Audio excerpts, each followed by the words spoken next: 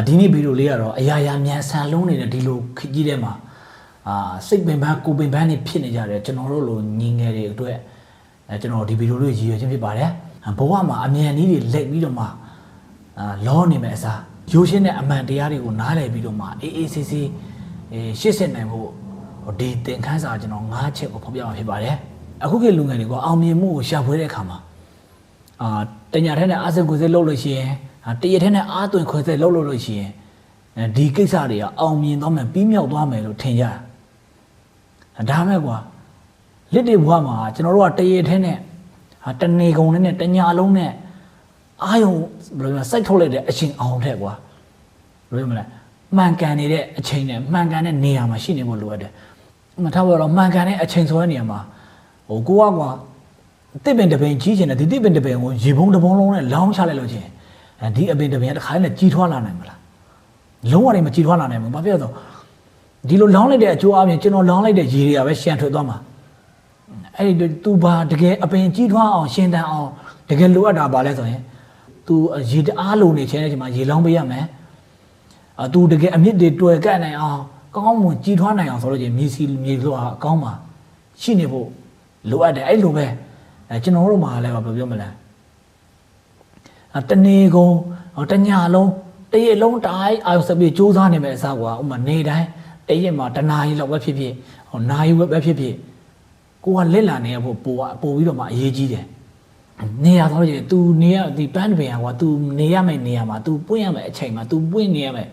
နေရာရောက်တော့ကျအချိန်တန်လို့ရှိရင် तू ကပန်းရဆိုတာပွင့်လန်းလာမှာပဲဟုတ်တယ်မလားကျွန်တော်တို့လည်းပါဒီလိုပဲကိုကအမှတ်ထားပါတော့နေရာဆိုတဲ့နေရာမှာကျွန်တော်တို့လည်းပါကိုကိုအားပေးနေတဲ့လူကို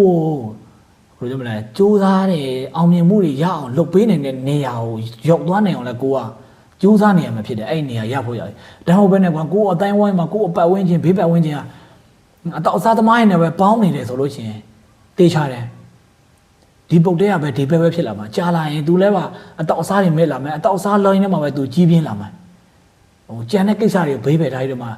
ရှေ့ကိုလုံမယ်ဆိုပြီးမှဒီပတ်ဝန်းကျင်မှာပဲကိုကကုံဆုံးသွားမှာအဲ့အတွက်ကြောင့်ပထမဆုံးတစ်ချက်အချိန်နဲ့နေရာမိမိကိုယ်နှိုင်းရှင်ပါမိမိကိုယ်နှိုင်းရှင်ပါဆိုတ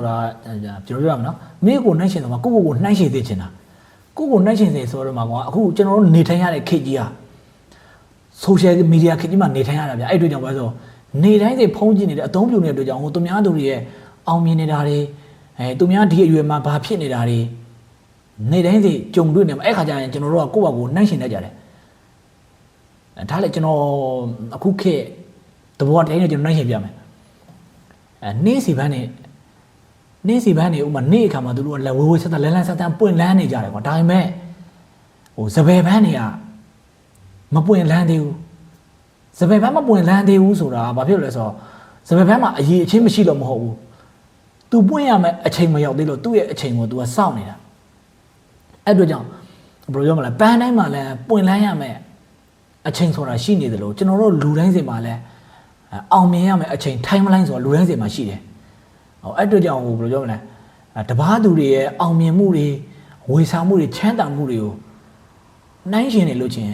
ကျွန်တော်တို့ပဲစိတ်တက်ကြပြီးတော့မှစိတ်ဆင်းရဲမှုတွေရနေတာပဲကိုကအဖက်တင်ပဲတကယ်တော့ကျွန်တော်တို့နှိုင်းရှင်ရမယ်လူကကိုယ့်ဘောက်ကိုပြန်နှိုင်းရှင်ရမှာတခြားသူလည်းလုံးဝနှိုင်းရှင်လို့မရဘူးငါဒီနေ့လွတ်လိုက်တာလေးကမနေ့ကတည်းပို့ပြီးတော့ကောင်းသွားတယ်ငါဒီနေ့မနေ့ကတည်းပို့ပြီးတော့အကျိုးရှိရလေးလှုပ်ဆောင်နိုင်ခဲ့တယ်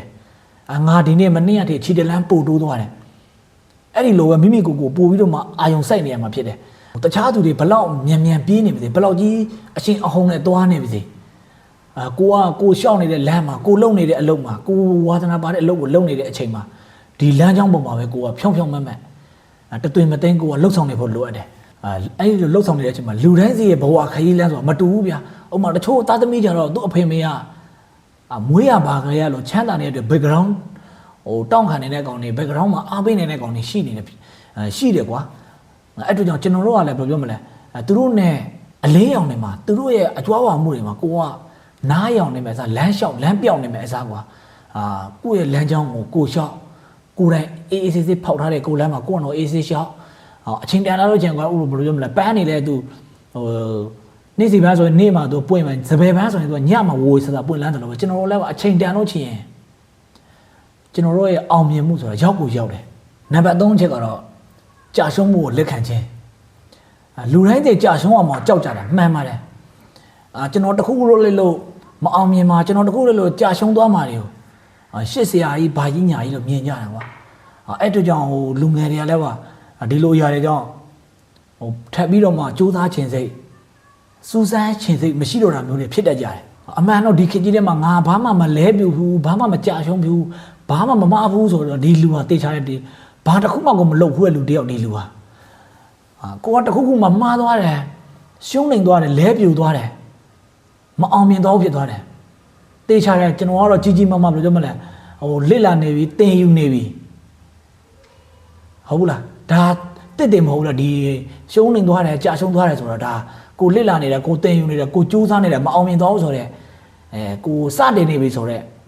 ်လိုပြောမလဲကြီးမားတဲ့တစ်တစ်တစ်ခုဖြစ်တယ်ဒီတစ်ခုဟာကြာရှုံးတယ်ဆိုတော့ကျွန်တော်တို့လမ်းပြောက်သွားတာမဟုတ်ဘူးဗျာ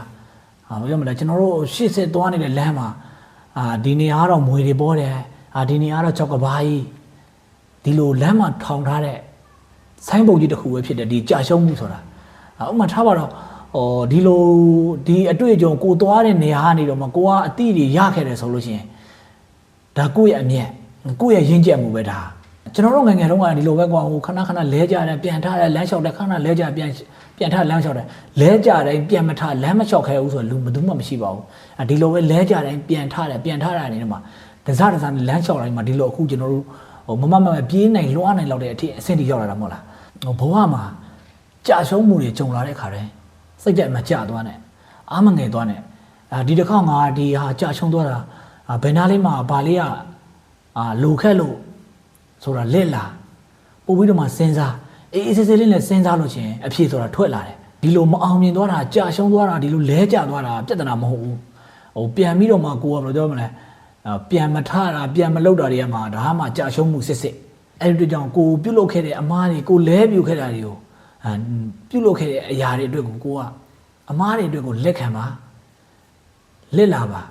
ါပြီးရင်ပြန်ထပါကျွန်တော်တို့စူးစမ်းခဲ့တဲ့လဲပြူခဲ့တဲ့မှားသွားခဲ့တဲ့အရာတွေတိုင်းကျွန်တော်တို့ရှေ့ဆင်းနေတဲ့ဟိုပန်းတိုင်မှာလို့ပြောမလဲအမြင့်ကိုရောက်ဖို့အတွက်လက်ကတစ်တတာတာရှိတယ်အဲ့တို့ကြောင့်ဘာမှစိတ်ကြမကြပါနဲ့ဟိုပထမကျွန်တော်ပြောနံပါတ်3ချက်ကဟိုပြောမလဲအမားတွေကိုဆုံးရှုံးမှုတွေကိုအမားတွေကိုဆုံးရှုံးမှုတွေကိုလက်ခံပါနံပါတ်4ကတော့စိတ်ရှိသီးခံခြင်းစိတ်ရှိသီးခံခြင်းဆိုတဲ့အထက်မှာကျွန်တော်တို့အခုခေတ်လောကကြီးကျွန်တော်တို့နေတဲ့ကဘာကြီးကွာဟိုစက္ကန့်ပိုင်းအတွင်းမှာကိုလိုချင်တဲ့အရာတွေမှန်သမျှကိုရောက်လာအောင်လုပ်လို့ရနေတဲ့ခေတ်ကြီးအစာ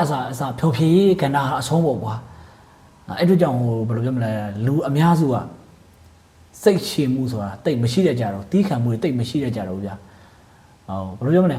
ဟိုအခုခေတ်မှာနာမည်ကြီးနေတဲ့အောင်မြင်နေတဲ့ဟိုဈေးကြီးနေတဲ့ဘာညာတလာကအကုန်လုံးဟာအချိန်ယူပြီးတော့မှတိဆောက်ခဲ့ရတာတွေကြီးပဲအချိန်ယူပြီးမှလစ်လာခဲ့ရတာတွေကြီးပဲအချိန်ယူပြီးတော့မှစူးစမ်းခဲ့ရတဲ့အရာတွေကြီးပဲအကုန်လုံးဟာဟိုအပင်တပင်ဟိုငါဒီနေ့ကြီးချင်တယ်ကွာရော့တစ်စိတ်တစ်ခါလေးပြစ်ချလိုက်လို့ဒီနေ့ထမကြည့်ဘူးအပင်ကမနေ့ပြန်ထမကြည့်လောက်အဲ့တို့ကြောင့်ကျွန်တော်လည်းစိတ်ရှိသီးခံစောင့်ဆိုင်ရမယ်လစ်တဲ့ရှိကလစ်လာမယ်အဲ့တို့ကြောင့်သူများနေဘလောက်ပဲအမြန်လန်းနေလက်နေပါစေကိုကစိတ်ရှိနဲ့ကိုရောက်ချင်တဲ့ကိုသွားရမယ်နေရာအေးအေးသေးသေးစိတ်ရှိနဲ့လစ်လာပါတီးခံပါတီဆောက်နေမှာဖြစ်တယ်ဟိုအရာရာတွေကိုမြန်မြန်ဆန်ဆန်ရနေတဲ့ဒီလိုကျွန်တော်တို့အခုခေတ်ကြီးထဲမှာ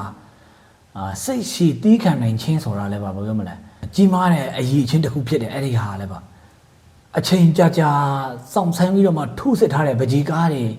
လက်ရတွေကပို့ပြီးတော့မှတေတက်လှပါတယ်လို့ဗျာအချိန်ယူပြီးတော့မှစူးစမ်းတိဆောက်လက်လာထားတဲ့အောင်မြင်မှုကလည်းရည်ရှိမှာပို့ပြီးတော့မှတေတက်ခိုင်မြဲမှာဖြစ်တယ်အမြန်လို့လောနေမဲ့အစားမှန်ကန်တဲ့နီးလန်းတွေကိုပဲစိတ်ရှိလက်ရှိစောင့်ဆိုင်ပါအဲ့ဒါကြောင့်မှန်ကန်တဲ့အချိန်ကျရင်ကျွန်တော်တို့တစ်ချိန်ချိန်မှာအောင်မြင်ကုန်မှအောင်မြင်လာကြမှာဖြစ်တယ်နံပါတ်5အချက်ကတော့ဟိုကြောက်ရွံ့မှုဘေးဖယ်ထားရမယ်ရဲရင်ချင်းပေါ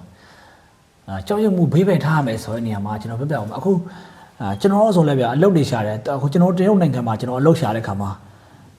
လောလောဆယ်ကျွန်တော်လိုအပ်နေတာအလုပ် သူတို့ခေါ်တာမခေါ်တာအပါဒါကျွန်တော်ဝင်မေးရမယ့်ကိစ္စကကျွန်တော်အဲ့လိုပဲကျွန်တော်လူတန်းစင်မှာလည်းအဲ့လိုပဲကျွန်တော်တွေ့ဘူးရတယ်အတော်များများဒီအလုပ်ကိုသွားမေးမယ်ဆိုရင်တော့မှသွားလျှောက်ကြမယ်ဆိုရင်တော့မှအဖော်ပါမှသွားရဲတာတို့ဘသူပါမှလက်ရဲတာတို့ဘသူပါမှဖြေရဲတာတို့အင်တာဗျူးဆိုလဲဘသူရှိမှငါသွားလို့ရဲတာတို့ဘာလို့တွေကြုံဘူးတယ်မှာတွေ့ဘူးကြမှာလက်တွေ့ပေါ်မှာကျွန်တော်လည်းဒီလိုပဲတရုတ်မှာဆိုကျွန်တော်ဆိုဥမာထားပါတော့အလုပ်ကိုဆိုဘသူမှမရှိဘူးပြတရုတ်စကားလည်းသူတို့လောက်ကြီးကျွမ်းကျင်နေတာမဟုတ်ဘူးကိုကသွားရမှာတက်တလုံးဆောက်လို့ပေါ်တားလက်ပြီးတော့မေးရတယ်ကျွန်တော်ဒီအလုပ်တွေကျွမ်းကျင်ပါတယ်ကျွန်တော်ဒီလုပ်တွေမှာဒီလုပ်တွေလောက်သိပါတယ်ကျွန်တော်ခေါ်မလားကျွန်တော်တို့လိုက်ပြီးတော့မေးရတယ်ကျွန်တော်လုံးဝမကြောက်ခဲ့ဘူးကြောက်ရွံ့မှုဆိုကျွန်တော်အနေငယ်ရှိတော့ရှိရပြဒါပေမဲ့မိမိကိုကြောက်ရွံ့နေလို့မရဘူးဆိုစစ်ကိုကတ်ထားရတယ်ဗျာတက်တီကိုအာတင်ပြီးတော့မှမေးရတာပေါ့ဒီလိုပဲကိုအရေးကြီးတာကိုရဲ့အလုပ်ကိုလုပ်ရသွားလို့ရှင်ဒါကိုရဲ့ပထမတစ်ခုကိုရဲရင်နေတဲ့တွေ့အောင်မြင်မှုရသွားတာပဲဒါဟုတ်တယ်မဟုတ်လားတချို့လူဆိုဘသူကြီးလိုက်လာမှငါလည်းကိုညီပါအောင်ကွာဘယ်နေရာပဲသွားမှာမထားပါတော့အခုကျွန်တော် main ကလေးတို့များများစုဆိုလို့ချင်းဟိုနေရာဆိုလည်းတယောက်တည်းမသွားရဲတာတော့ဒီဆိုင်မှာဆိုလည်းငါတယောက်တည်းမလှုပ်ရဲတာတော့ဒီနေရာဆိုလည်းကိုကတယောက်တည်းမနေရဲတာတော့ဖြစ်တယ်အဲ့ခါကျတော့ခရီးလမ်းကရောက်တဲ့လောက်မရောက်တော့ပေါက်တဲ့လောက်မပေါက်တော့ကိုအောင်မြင်တဲ့လောက်မအောင်တော့ဒီလိုကြောက်ရွံ့နေတဲ့အတွက်ဥမာထားပါတော့တစ်လမှာကိုက10သိန်းလေးပဲရနေတဲ့အလုပ်မှာလုပ်နေဒါပေမဲ့ဟိုအလုပ်က300လောက်ရမှာတစ်လမှာကိုကကြောက်ရွံ့နေတဲ့ရဲရင်မှုမရှိတဲ့အတွက်